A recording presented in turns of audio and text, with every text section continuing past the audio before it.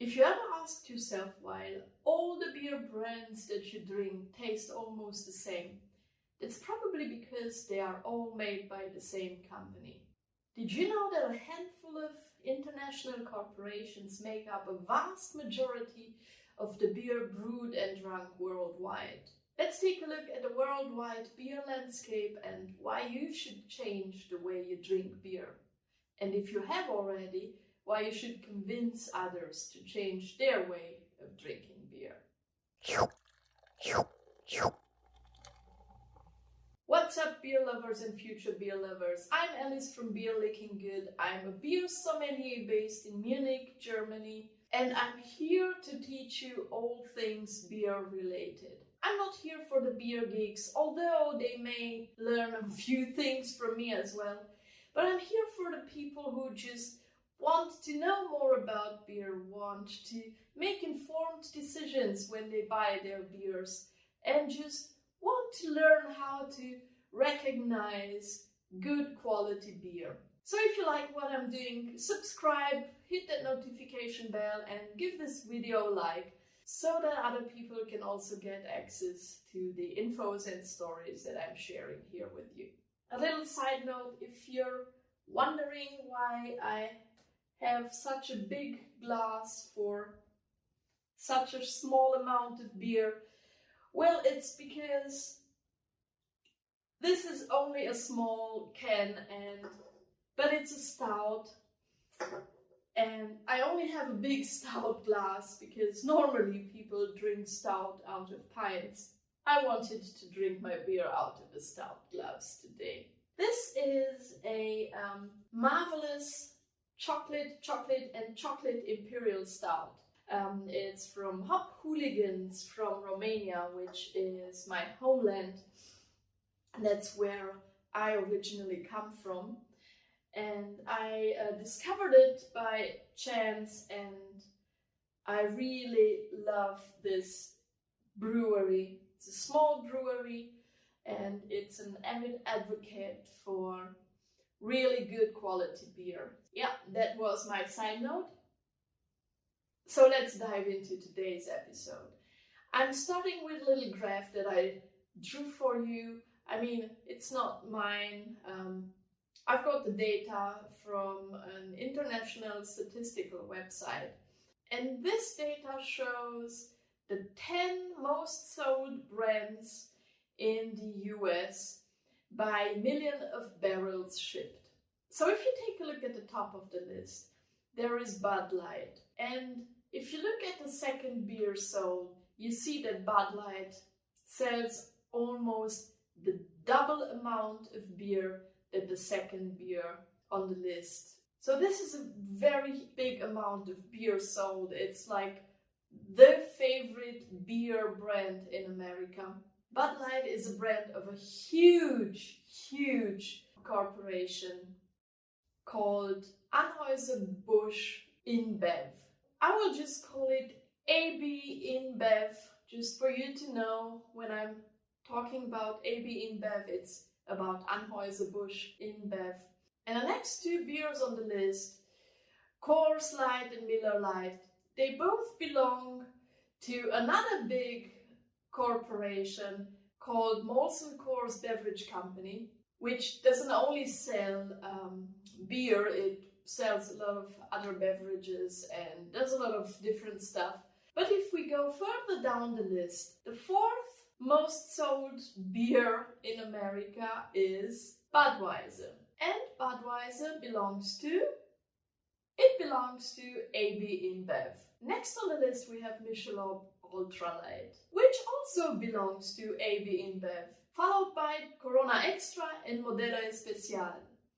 These two beers belong to the Modelo Group, which, no big surprise, belongs to AB InBev. The last three beers on the list, Natural Light, Busch Light and Busch, no surprise, they all belong to AB InBev. So this is just a fast, superficial look at the American beer landscape and the most sold beers in America. And we already see where this is heading to. Most beer drank in America is made by one huge international corporation. And this one huge international corporation is so huge because it's focused on making a lot of money and definitely not on brewing excellent beer. But let's not stop at the American beer landscape. Let's take a look at the German beer landscape. As we know, German beer, hugely hyped all over the world, rightfully so sometimes. But if we take a deeper look at the German beer landscape, and I'm talking mostly Bavarian beer, the beer that is well known all around the world because these breweries also make the Oktoberfest beer and, well, Oktoberfest beer, which is drank by millions and millions of people every year. You might have heard of Paulaner, which is a Munich beer, and also of Hackabschorn, which is also Munich beer. Well, both of these beers belong to the Paulaner Hackabschorn group. And this group is, well, it's a corporation, and 70% of this corporation belongs to another corporation, which does a lot of other things beside buying breweries all over Germany and selling beer. And to 30% it belongs to Heineken, which is a Netherlands beer corporation. Not only beer, but it's known for its beer. So German beer that belongs in part to a Dutch corporation. These are not the only two beers made in Munich. You have heard of Augustiner, which is still in private hand, so it's still a privately held brewery, but you have probably also heard of Löwenbräu and Spaten. These are all breweries that brew for the Oktoberfest because they are all Munich based. Löwenbräu and Spaten, and also Franziskaner, which is most famous for its German wheat beer, Hefeweizen. So these three breweries all belong to, can you guess? AB InBev. Yes, they belong to a huge international corporation.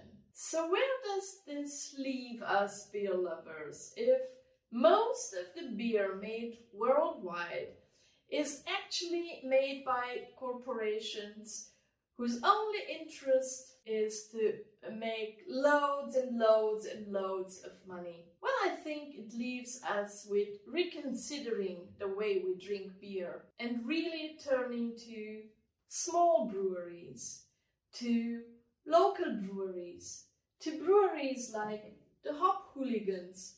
And I'm not sponsored by them, I just love their beer. And I'm not saying that you should stop drinking Bud Light or Spaten or Löwenbräu or whatever other big corporation beers you're drinking. Although, yeah, I am saying that, but this is up to you to decide.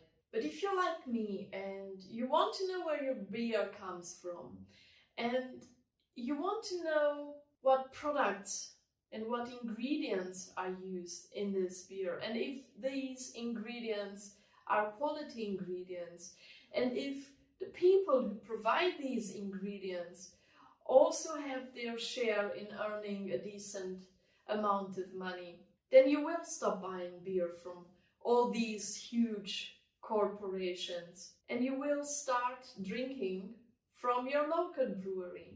And with a little bit of imagination, you'll be able to taste the passion that the brewer puts into his craft.